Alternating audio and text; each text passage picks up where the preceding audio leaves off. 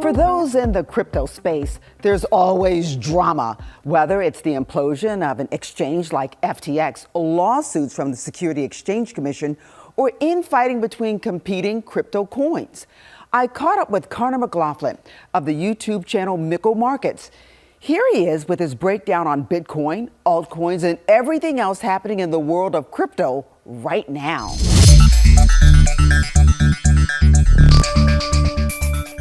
What's the current status of the crypto market in the United States, in your opinion?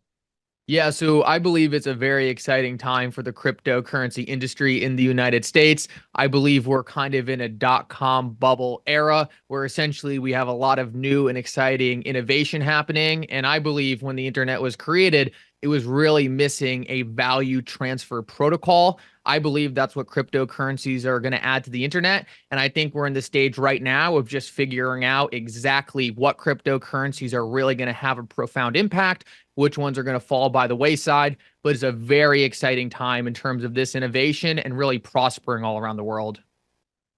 Tell me this. What's your outlook for, let's go first Bitcoin, and then we'll go to altcoins in general? Yeah, so I'm extremely optimistic on Bitcoin. We see right now, for the first time ever, real institutional adoption. 2 to 3 years ago, you didn't really see any institutions taking cryptocurrency or Bitcoin seriously. Now you've seen Bitcoin ETFs. Now you see different politicians talking about Bitcoin reserves. You see a lot of really exciting talk from the political sphere, as well as the large institutions around cryptocurrencies. And like I said earlier, I think they're just coming under the understanding that this is going to be a very important asset class going into the future, and they want to be prepared for that when it ultimately does mature. And so as Bitcoin goes, do you anticipate so will the altcoins follow? Yeah, so typically what we've seen in the past is Bitcoin's kind of a leader. It controls the greater index. And if there's optimism in Bitcoin, typically the rest of the cryptocurrency sector follows. I think we're going to see continued optimism, especially if we can see rate cuts in the back half of this year. I think a lot of people are going to be looking for new, exciting investments. And as we hopefully see a regulatory environment that opens the door to cryptocurrency in the United States, I believe Bitcoin is ultimately going to be the first thing people look to invest into. But then they're going to look down the cryptocurrency scale, try to find new, exciting things, new innovation that they believe is going to be transformational into the system we're heading into. And that's where I believe a lot of people are going to look to find quality altcoins that will also benefit from Bitcoin's rise to dominance. What did you make of President Trump's comments at the recent Bitcoin conference? We will keep each and every Bitcoin job in the United States of America. That's what we're going to be doing. Yeah, no. For those of you who don't know, President Trump came out and said that he believes the United States should have a Bitcoin strategic reserve. While we believe that's definitely ambitious, I think it's really setting the tone for institutional adoption. Like I said, 2 years ago, almost no one talked about this asset class. It was really associated with a lot of fraud. And now we're seeing large institutions like BlackRock doing Bitcoin ETFs. We hear presidential candidates talking about Bitcoin being a strategic reserve asset. We're watching a complete 180 in the sentiment around this asset class, and we believe that's massively beneficial for the long run. Like I said, we believe this is going to be critical in the next generation financial system we're heading into, and we just want to make sure that politicians and regulators are on board in really regulating this industry appropriately and giving it what it needs to prosper here in the United States. We believe all this talk around the ETFs and the reserves are all a great start in really laying that foundation. Speaking of regulators, Gary Gensler, Trump also suggested at that conference that he would fire the current SEC chair, Securities and Exchange Commission chair, Gary Gensler. Why is he, and I don't want to put it mildly, I'll just say it, why is he so hated among people in crypto, the vast majority? Yeah, so I think the biggest reason behind that really has to come to the approach of regulating the industry.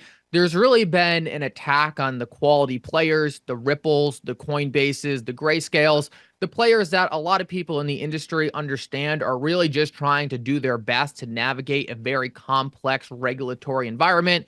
Meanwhile, you had kind of the FTXs and the Celsiuses blow up in people's faces without any scrutiny from the SEC. So it just kind of feels like there's no winning here. The companies who have kind of committed fraud have gotten away with it for the most part without any interaction from the SEC. The players who have been pretty tidied up and really not done any fraud or not even been accused of fraud have been attacked by the SEC.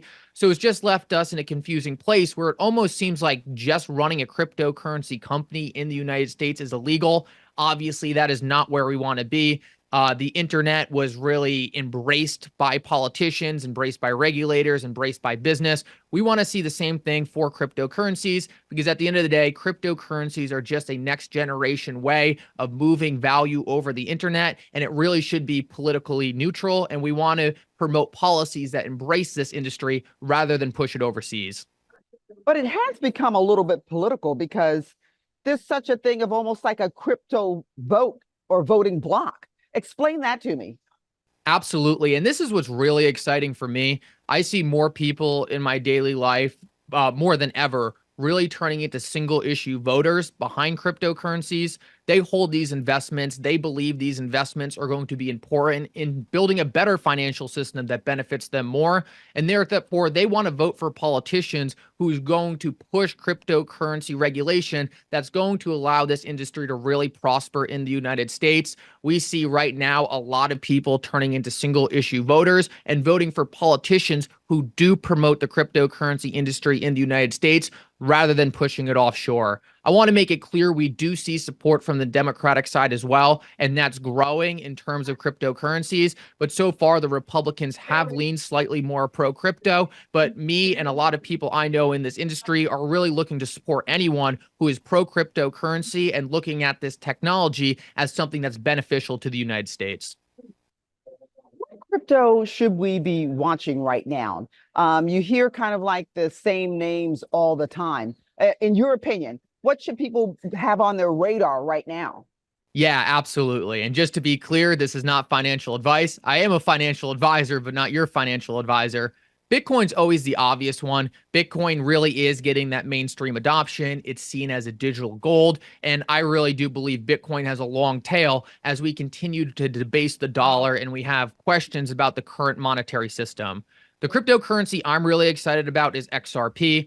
I believe XRP has real utility in moving money faster, making moving money from point A to point B more efficient. Right now in the traditional financial system, it can take up to 3 days and cost exorbitant fees to move money cross borders. A company, Ripple, is trying to use the digital asset XRP to move money instantaneously from point A to point B. They've already onboarded a lot of large institutions who are trialing this product. We believe as we get regulations in the United States, we can really see this product go mainstream and we can see XRP really used as a next generation neutral asset for moving value all around the world.